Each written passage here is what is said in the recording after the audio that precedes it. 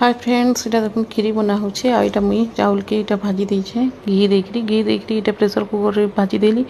तारपर इटा भाजी होला परे चाउल के देखो इटा पानी दे देली। तारपर तो इने खीरी इटा मोर रेडी हो। मुई प्रेशर कुकर रे बनाऊे, आपण माने भी प्रेशर कुकर रे बनाबे। तो इटा मुई देखो चीनी के देछे कलर आनबार लगी, जेनटा कि भातटा पूरा हो गलान। देखो पूरा 4-5टा सीटी दे देले हो गला, पूरा पूरा मेल्ट हला लगी हो जाइए। तारपर खीरी रेटा गुरस के मुई बसाइछे। गुरस हो गला परे देखो यहीटा देदेवी भात के सीटी।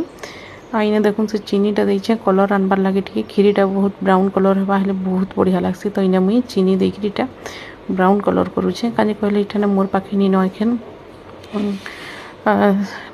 से मिल्क मेट नीनो, तो से लगी आ बहुत टेस्ट लागसी। एंता न खीरी बनाबे आपण माने। तो स्वाद अनुसार इटा चीनी भी देउछे मुई। आ इति दे देथिली जेनटा कि तेजपत्र 2टा।